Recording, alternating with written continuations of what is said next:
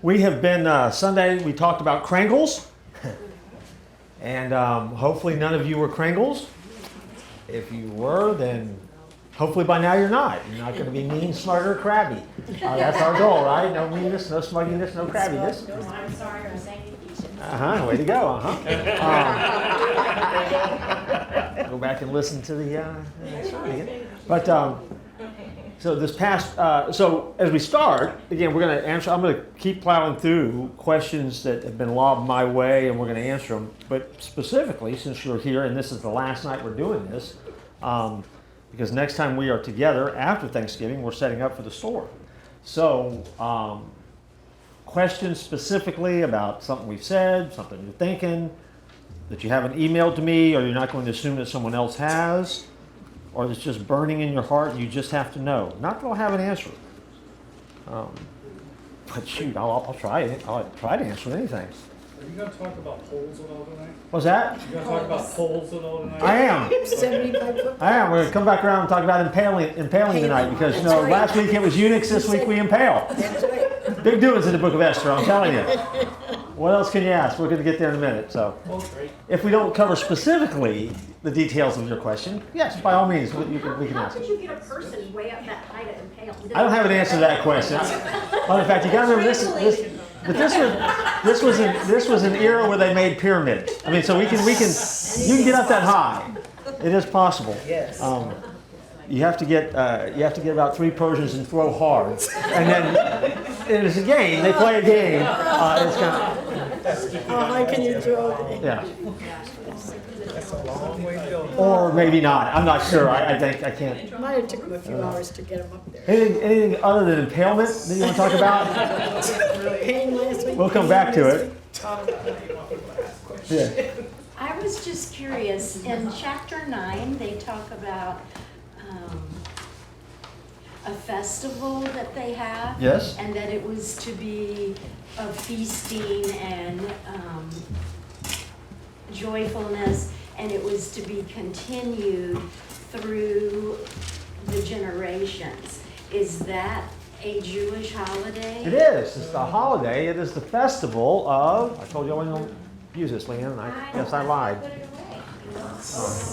I'm not going to knock you for down. Per tree. Amy and I will both kill you. I decorated these all day. It is the festival of Purim, or Purim, depending on how you pronounce it. And that is a question that someone else had asked too. It is actually named, that word is the Hebrew word for lots. And remember, Mordecai found out that they were going to die because Haman had cast lots.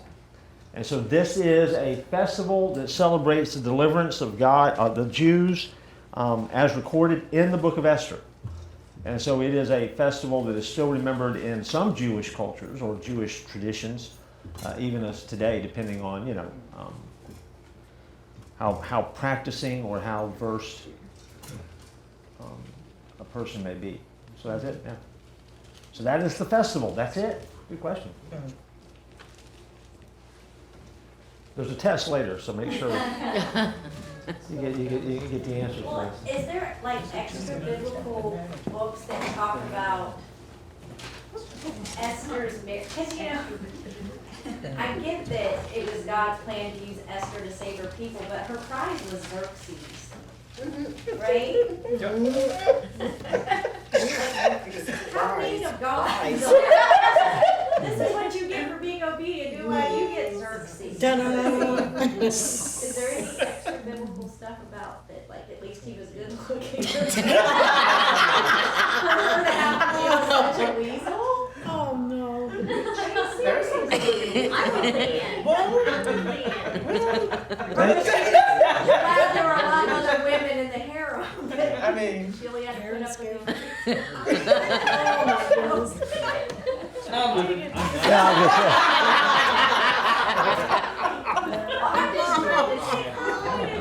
The This wonderful woman who gets a dud. so what's the question? What's your question? She may not have Anything cared. redeeming I keep waiting. I think it's going to be deep when it finally gets here, but I'm not sure. I don't know. Is there anything redeeming about Xerxes? No. Nothing. That he No. gets like, yeah, that, cause she. He's a rat. He's a she's Persian stuck king. with He him. had words on his nose. But she gets to live. And she saved her people. Yeah. Right. Like that's not enough? That's, I mean, Probably didn't want to go near him. she started a festival. Yeah. Okay. I mean, it's not Festivus for the rest of us, but it's a festival. Wow. I do have a question. The answer to your question is no. There's not. There's None. nothing Like, redeeming it's not about that it. he died and she married somebody else better. No. When you get to heaven, you can ask. Yes, God, that one. Xerxes may not be there. That's right. Esther. I don't think he'll be there. It seemed that though that, you know, even with her faith, every time she went to ask him a question, she would always say, if it pleases you. So she still had some fear of Xerxes. No, she knew Respect. how to play. She knew how Well- to play the game. She knew what No, to do. she knew exactly what to say and do. Whose idea was this series? I have no idea.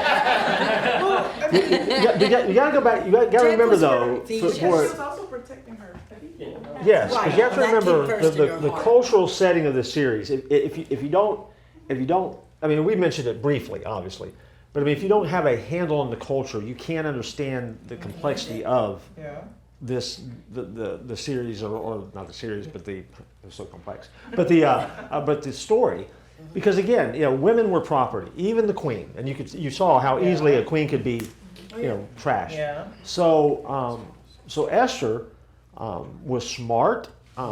She was meticulous. Even that whole thing after she had fasted, if you go back and read the details of that, she fasted, and they would say down south, she purged herself up, and she before she went to the king, because again, she knew how important that was. I mean, so there is a bit of that. Yeah, she played him, Yes, Yep, she she did. but She did real at the good. same time, it was very much calculated a part of this is the role and how you have to do it to survive and save your people.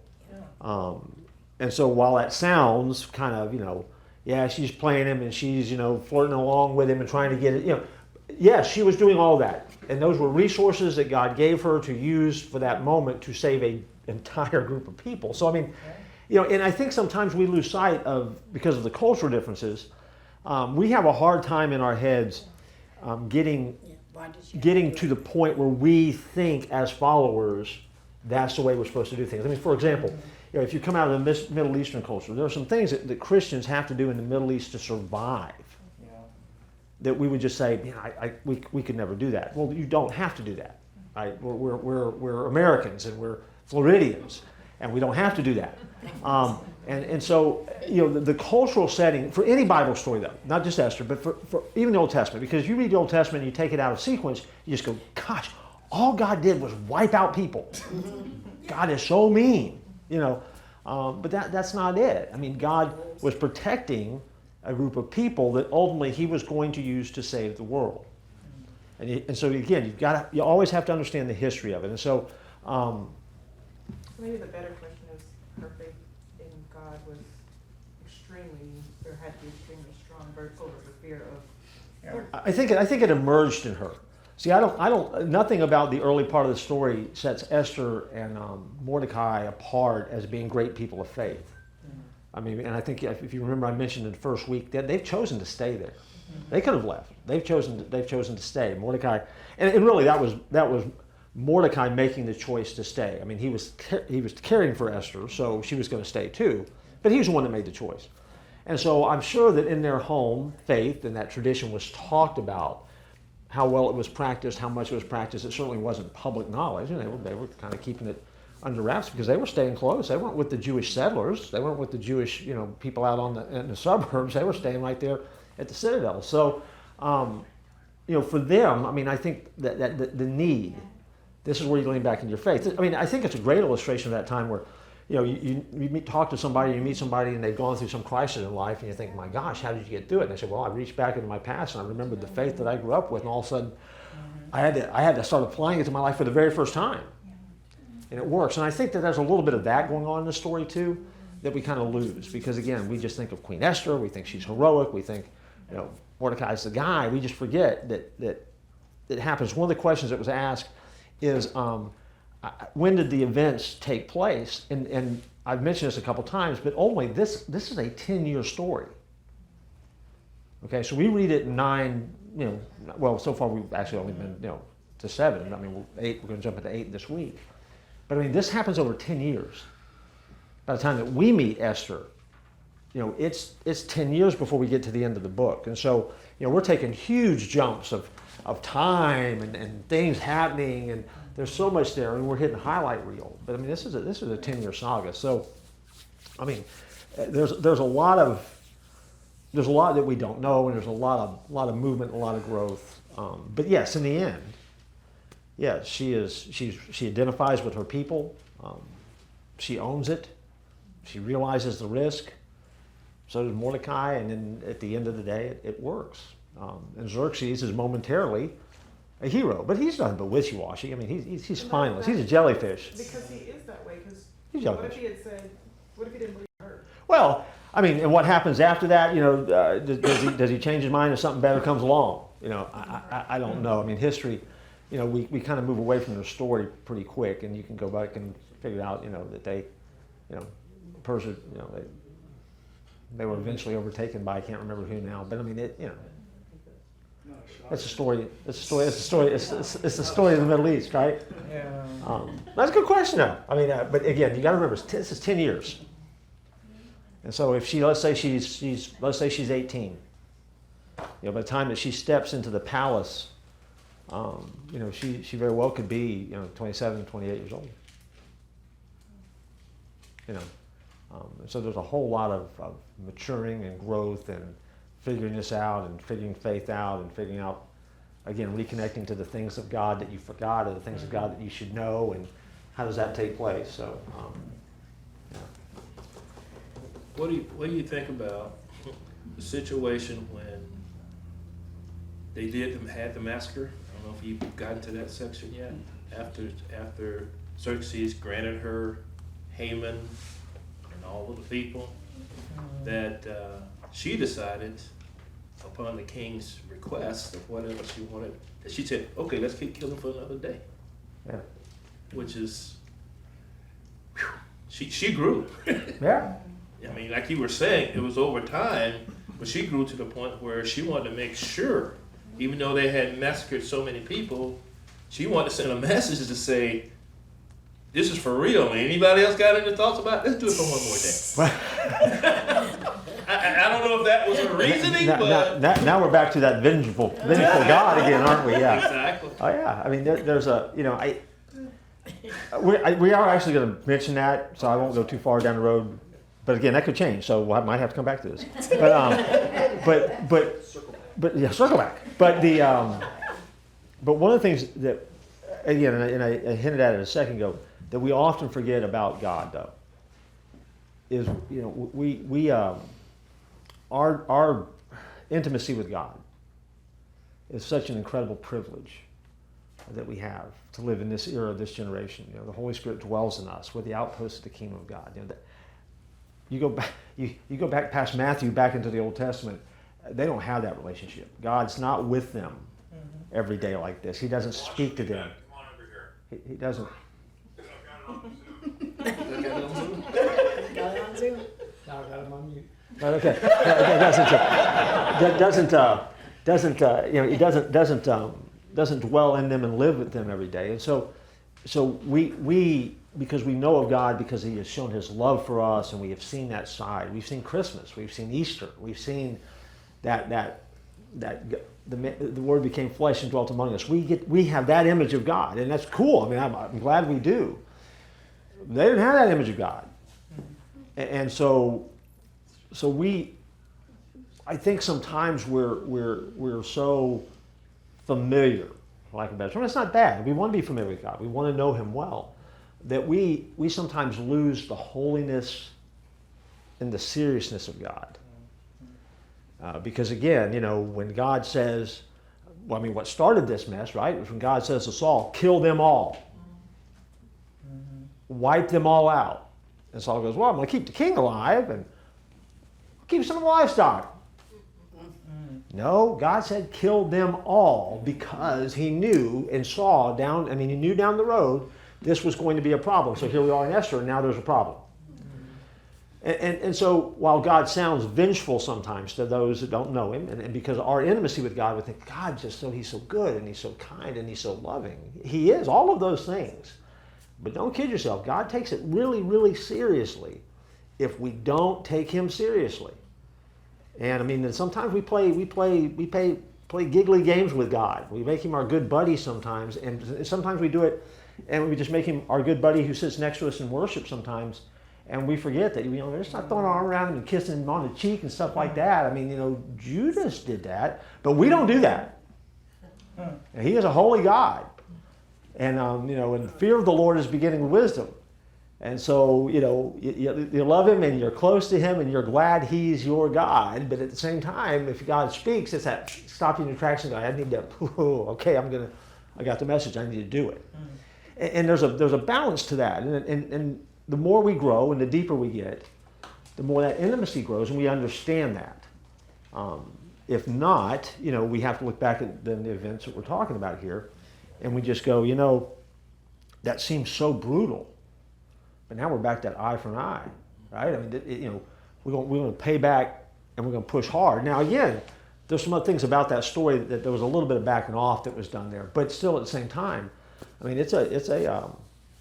when God flips the script, and we're going to talk about that Sunday, God, our God is a God of the flipping the script, the amazing endings, the unexpected. I didn't see that coming, that kind of thing. When he flips it quick. It happens in Revelation too. When the script finally turns, right? All the grief turns into it's going to go horribly south. So, yeah. But yeah, she pushed it. I mean, she cleaned it up. But after she pushed it, this is just a thought of wondering what happened with all the rest of the women that were there. Because nobody could come to the king unless he called for you. She went above that and took her, did her own steps. So did that cause major trouble with all the rest of them, or? She was queen. Yeah, it didn't matter. No, I know she was the queen, but The rest of them weren't. the rest of them weren't, but They were queen wannabes. they were queen. They were first runner-up. They weren't the queen. So So we don't know what happened. Well, no, that's like we don't know what happened to the rest of them. They could have all Yeah, been what happened to the rest of them? They just KO kind of. too. no, we don't know. Don't know. Don't know. Did it change her relationship with Xerxes? I would like to read into the story to say, surely it did. He saw her differently after that, and her role probably changed. You want to hope that it changed. The Jews were able to kind of come out from hiding and go, hey, we're all here, we're all out here now, and we're gonna have a festival now. Yeah. So I think there certainly was a change and a shift that took place. But in the grand scheme, who knows? How long does that last? I have a question about lots.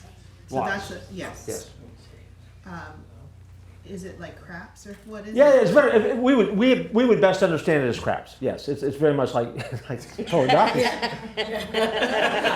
Like most deacons meetings I've been in, Festival of craps. very much like shooting craps. Yeah, and lots, and it was gosh, I don't know. Because they did it even after Jesus was Yep. crucified to He fill lost for his garment. Yeah. Yeah. Yeah. It's the Hebrew pre-first century, but version of dice. Think of it that way. And it's a game. It was a gambling game that was played. But they're like, Lord, if it's 7, can it be Barnabas? And then if it's 11, let's. Well, it came up 11, so 11 months. Never do 666. Yeah. Don't let that. And then they also had that magic 8 ball. Oh. Not today, that kind of stuff. What's the answer? God used lots to communicate with them as well. He did. Oh yeah, God used lots. I mean, and the other thing we don't understand about God a whole lot is that because the God we see in the Old Testament, God did some stuff in the Old Testament. You scratch your head sometimes and go, wow, that's weird. I mean, but God would use a variety of things to communicate because He always is able to speak to you whatever language you speak. I mean, God can talk to you anywhere, and he can talk to you through anything, and he can talk to you in any way that's going to get your attention. And so if that's the case, then you can't really limit how God's going to speak. A donkey. Yeah, he used a donkey. When Saul was talking to the medium, that turned out pretty funky. So I mean, you kind of got that whole, but again, that limitless power of God to do what he wants to do. The only parameters that God sets are the only limitations on God are what God sets on himself. And if he says, I'm not going to do that, he's not going to do it. So he's not going to destroy the world by water again. He said he would. He told us how it was going to end. So he would do it. So I mean, but God is the one that gets to set the parameters. We don't, as much as we like to. So it's kind of this dice. Think of it as dice. It's kind of like Persian Yahtzee.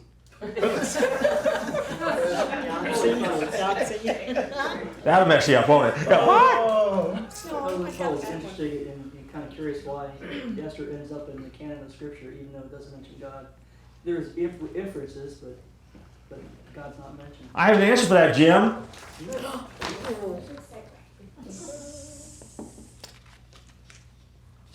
Well, I had an answer for that. God erased that hand. Holy mackerel! I thought I had an answer for that. Maybe I don't. Yeah, I got it. I got your answer here. All right. You're right. It doesn't mention God. We mentioned that a couple of times.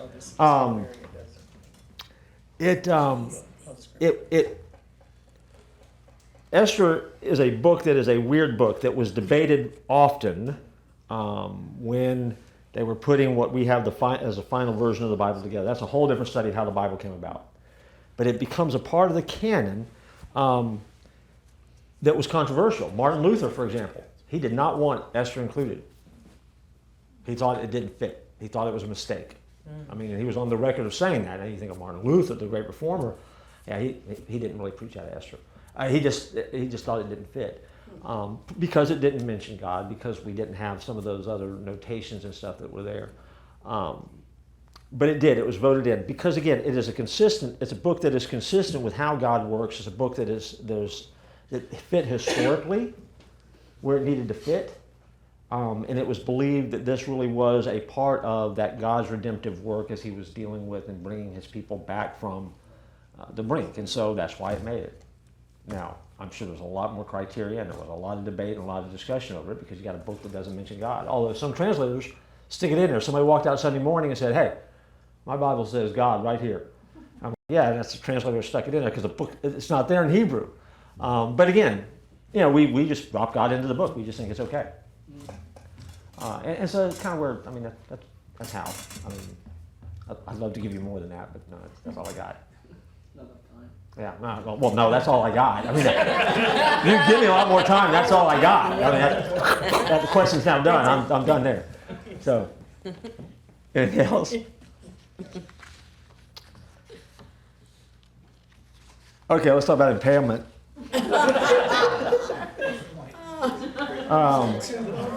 The method of execution for Haman is a big deal in the story. Some of the translations that you read and some of yours may say gallows or hung, but it's not like we thought of it today. Now again, in this era, this Old Testament era, it was common practice when you read a phrase like, so they hanged Haman on the gallows. We think of we think of Tombstone. We think of the Wild Wild West, right? Oh, they're marching her up, and they're going to put a bag on her head, and they're going to put a rope on them, and then they're going to throw the switch. That's not it. This is impalement, and that's what the gallows mean. The word gallows is only used 8 times in the Bible, and every one of those is in the book of Esther. Wow. Little trivia there, if you ever win, tithe. The definition for gallows is stick, wood, tree. I mean, it can be translated a number of different ways. And so when we think of gallows, it's very much like it's a skewering pole. I mean, that's what it is. That's what the meaning of the word is. When you think of it as far as Esther's concerned, hanged is the Hebrew word talah, T-A-L-A-H. And the meaning of the word is to suspend or to impale. It's a word that probably has different meanings, but hanging is not it. So the impaling is the way it was done. Matter of fact, it was not uncommon in Jesus' time. You move all the way forward to that first century in Jerusalem, where Romans would take political prisoners, and as a warning to those who would overturn the government or upheaval to the government, they would have mass executions, and they would line the road to Jerusalem with these people impaled on poles that you could drive by, walk by, cart by, walk by. Well, it's a family trip. Let's go to Jerusalem. You see all these people who were enemies of the state. In other words, impaled. Impaling was so. I mean, if you think about the death, you think about death and execution. We are so civilized in our culture today, even because think how they crucified Jesus. I mean, they hung him on a cross so he could suffocate and die. Impaling people was just was a not more painless, but it was a pretty quick way to kill them. But then they would just leave them there to rot, and so they could see it. So the 75-foot pole, though, was really designed in such a way that it could be seen from everywhere in the area. 7.5 stories tall. And the thinking from Haman was that I'll put Mordecai on that pole, and everyone will see him, and everyone will know who he is, and it will be a great warning to the Jews to say, your day is coming. And you can go ahead and count on that, and that would be it. I don't know how they got him up there. We could get a lot more graphic with how impalement worked. It wasn't the. Let's put it this way. It wasn't the way that David Copperfield impales himself. Have you ever seen Copperfield in a magic show? He puts himself on a sword, and they spit him on the sword, and the sword pops through him, and he impales himself on it through the middle. That's not the way it worked. I mean, it's not meaning it's a magic trick. I mean, they don't run you through from belly button to back. Yeah. They come low and get high, and so that was just kind of the. I think I used the phrase "they kind of impale like a corn dog." That's pretty much the Hebrew word for impalement. Skew you like a corn dog. If you walk out of here and say that, I'm gonna say I didn't say that. I never have said that. And while we, while making light of it, it's brutal, and it would not have been a fun way to die, if there was a fun way. But it was designed to be an execution. It was designed to create great pain, and it was designed to make a statement. And so that's what they did, and it was a common practice all the way through Jesus' time. Wasn't that uncommon at all to have people hung up. And if you've ever seen, I'm trying to remember. There's been a couple of movies where they have portrayed that are biblically themed movies. And when you watch it, they don't give you a whole lot of explanation. You just see it and you just go, well, that's kind of nasty. Well, but that really is a very realistic portrayal of the way it worked and what happened. So. Is that probably what Nero did? Oh yeah, Nero was one of the worst. Dinner parties. Oh, he'd light you up like a candle too. Yes. I mean, he would impale people. Nero was also notorious for dipping them in hot wax, letting the wax dry, and then using the people bodies upright as candles. He would then light them after they were dead, and that was how he would light his garden. Yeah. Nero, he was a sick puppy. He was a sick puppy. Brutal. That was Nero. Of course, he's probably like that now. He's a wax candle burning forever.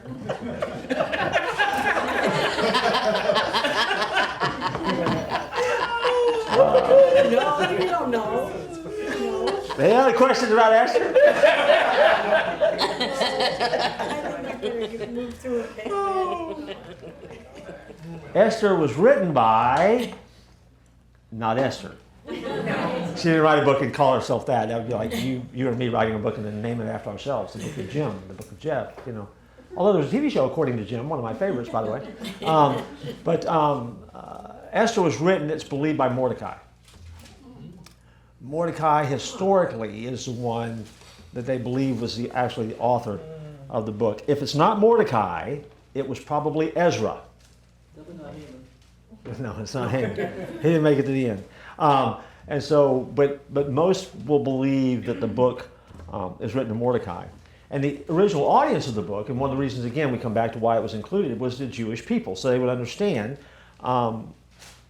what was going on, because the events are recorded to, again, remind the Jews, now this is 3 generations after they've been exiled, to remind the Jews of God's provision and how God, again, steps in and saves them from certain destruction. I mean, they're on the brink of extinction. And God, once again, steps up and he saves them. And so the dating of the letter would be somewhere between 464 and 435 BC. So, that's where the book takes place. Anything else about that before? I've got other stuff, but I want to make sure we get your questions.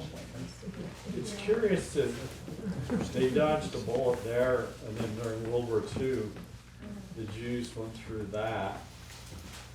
It's just kind of curious that, well, God saved them from one bullet, but they kind of caught another. But then the flip side about it is there would never been the restoration of the nation of Israel if they had not gone through that. So it's just such a curious. No other group has that long of a history of going back and forth. The ultimate Rocky experience. That is. And the other thing is too. With the, looking at Jewish culture and the track of the Jews through history. The only difference here, when you get to World War II is, of course, it comes post Christ. Right. So at that point, there is a new covenant that has been made, and so now you've got a God who is still keeping his promise. And it's an amazing thing about the complexity of God, right?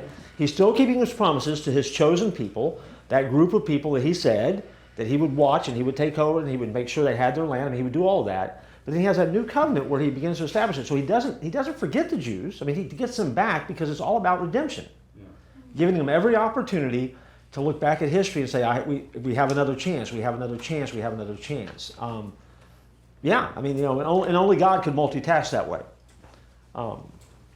He kept bringing them back and bringing them back and bringing them back. And then, of course, ultimately, they, along with the Romans, were ultimately the ones that rejected. And so at that point, and God has to intervene in history and kind of starts a different track. So, yeah.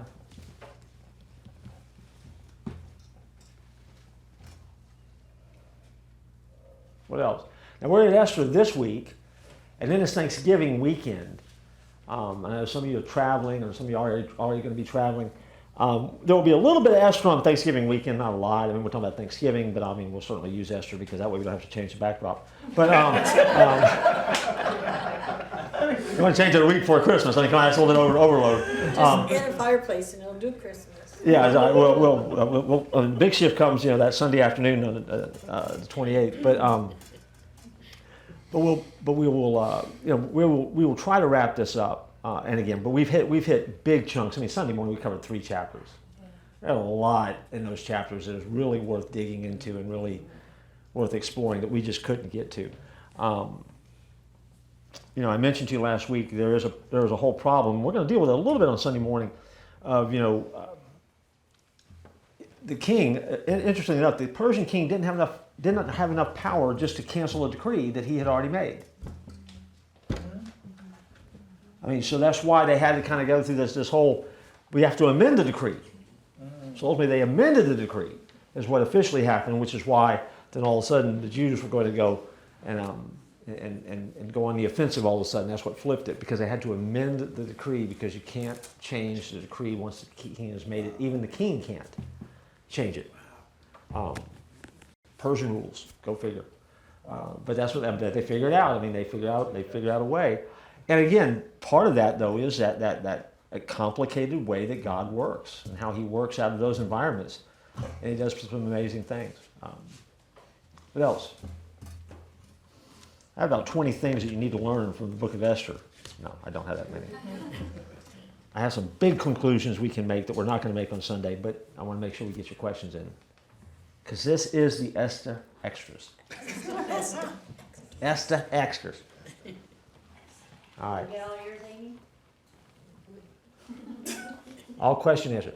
And remember, the biggest thing you've learned in this is Esther 8:9. And what is that about, Amy? You want me to tell a little story? Yeah. In case I missed it. Huh? In case I missed it. Yeah. What? In case I missed it. Casey is- Oh, you did. You didn't. Oh, in case they missed it. No, I got it. Yeah. I just said it. Right. Yeah, yeah. Don't confuse. There was a young boy that had a girlfriend. Her name was Esther, and he hadn't been able to ask her out. And he saved his money, his allowance, and he had just enough money for Esther to eat one hamburger and a soda, and him a hamburger and a soda. But Esther ate 9, and that's the longest verse in the Bible. And that's how she remembers it. Now that's extra biblical material. You don't find that in the Hebrew anywhere. That's not out there anywhere. That's how you remember it. Esther 8:9. That's how you can remember it. Longest verse in the Bible. All right, let me give you some quick, big, bold summaries of this thing that you can remember out of the book of Esther. And number one is this: that God is working in our life. If nothing, over this 10-year period in this book, this is a reminder that even when it seems like God is not doing something, if you are His, He is doing something. You are on a journey. Your journey is different than my journey. My journey is going to be different than your journey. How He speaks to you, what it takes to get your attention may be radically different than what it takes to get my attention. But it doesn't mean that God's not working. We do not follow a cookie-cutter God. And that's great. That's good. You don't want to. You want a God that will deal with you intimately, personally, speak to you in your language, speak to you just how you need to be spoken to, do what it takes to get your attention. And God was working throughout this. And so when you go back and you look at this thing, you're reminded again that God moves this girl who moves from just being a good little Jewish girl, a pretty little Jewish girl, to win the Bachelorette contest, to put her into this environment where all of a sudden she has to emerge and she becomes the queen. And then God uses her role and gives her the boldness to step into and step in front of the most powerful man in the world and his evil henchmen. 2 most powerful men in the world right there. She stepped into their midst by herself and was willing to risk it and put everything on the line and speak against a decree that was already out. Basically, she already had a death warrant out for her when she spoke. That's huge. Huge. Was it easy? No. Was it simple? No. Was it complicated? Well, we've talked about that. No, it was very complicated. And was it clean? No, it's messy. It's messy. And if you think that following God is going to make your life clean and not messy and easy, then go back and read the Bible. And you can start with Esther if you want. I mean, it's not. It's not that way. And it's not as quick as we can read the book of Esther. Again, it happens over 10 years. And there's a whole lot of that 10 years that they don't know what God is doing because God's not dwelling in them like He dwells in you and me. I mean, those lines of communication they're not open. I mean, they're just not there. So that is a powerful reminder to me when I read the book of Esther. God is always working in our life. The second thing is that God's favor on your life will take you places.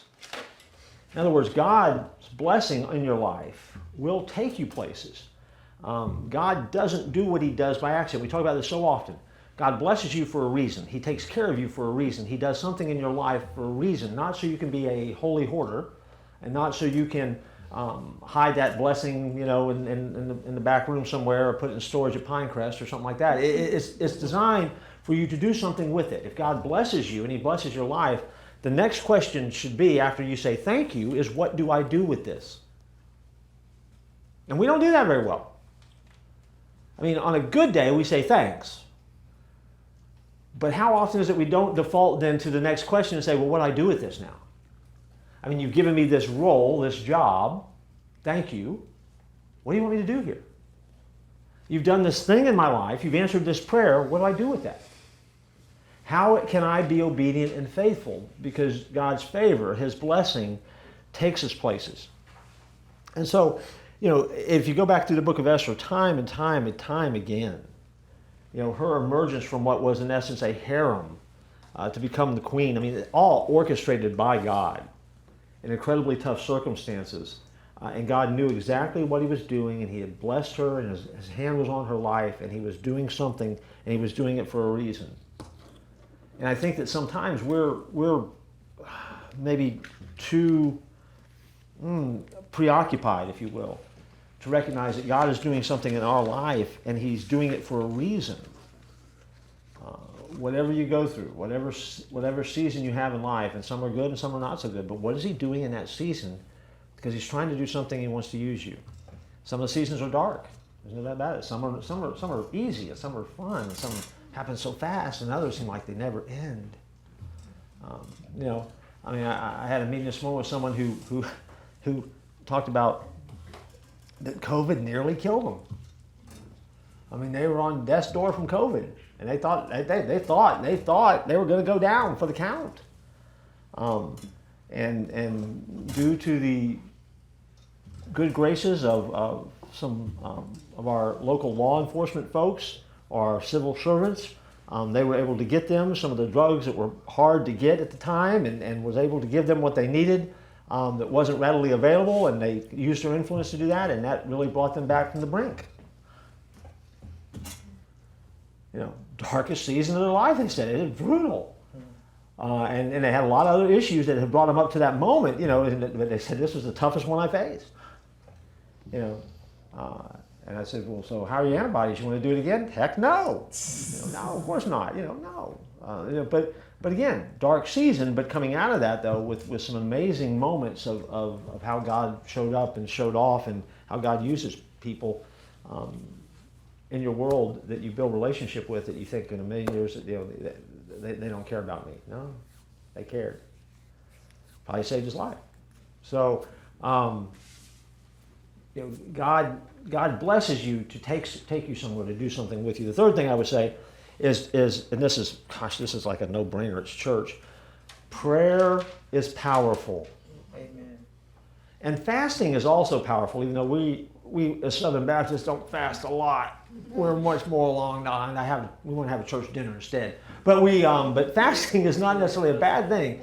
And fasting doesn't have to be in your life like they would lay it out in the Bible. My suggestion to you is don't be afraid to go on a fast. So sometimes food is the thing, but you can fast a variety of other things. It's designed to get you close to God.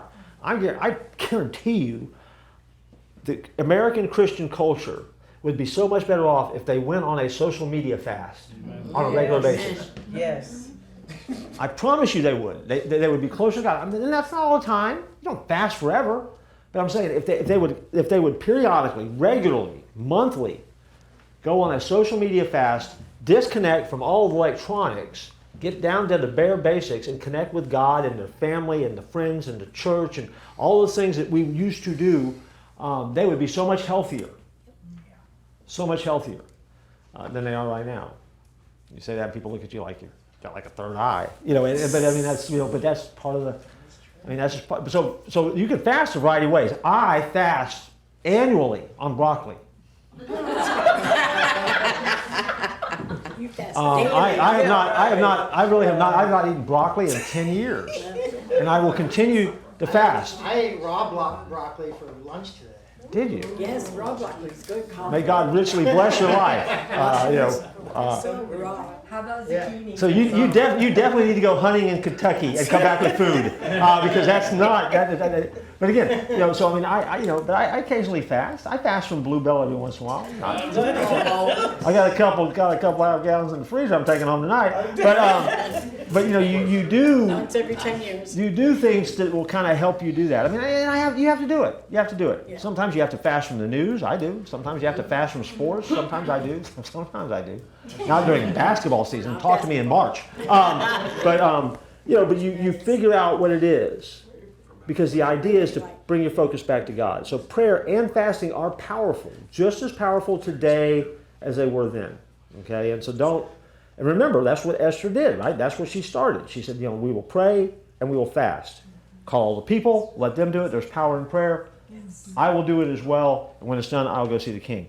One more, maybe two more. What the enemy planned for evil, God will turn to good. We're going to talk about that Sunday. Another thing you have to remember, though, God requires courage from us. Following Jesus and following God in a culture that is hostile takes courage. No ifs, ands, or buts about it. And so if you're going to do it and do it well, you've got to grow and you've got to add depth and you've got to muscle up. We have to learn to depend on God for everything and then work like it depends on us. If you depend on God for everything and you trust Him with that, then you're willing to do whatever you have to do and whatever you feel like you need to do, knowing that God's doing the heavy lifting, but you're going to do your part. We have people who've been waiting on God for 100 years. And then the other thing you have to remember if you get Esther 7, 8, and 9 is that God fights our battles. God's the one that does the fighting. We do have to show up and participate, but God does the fighting. Usually by the time I start fighting, God's already been there and He's already kind of started clearing the decks, and I just have to kind of clean up the mess. But God fights. Now that's far, we got to go. We're out of time. So Sunday morning we'll talk about Esther again. Hopefully it'll make sense and we'll have fun with it. Keep your kids working on the Pastor Powell books. They're doing great, by the way, and they're really cute and they're having some fun with it, which is I'm glad about. Let's pray and we'll be done. God, we thank you that you are a God who knows us and who loves us, and we can see you at work. Be with us as we move through the rest of this week. In Jesus' name, amen. All right.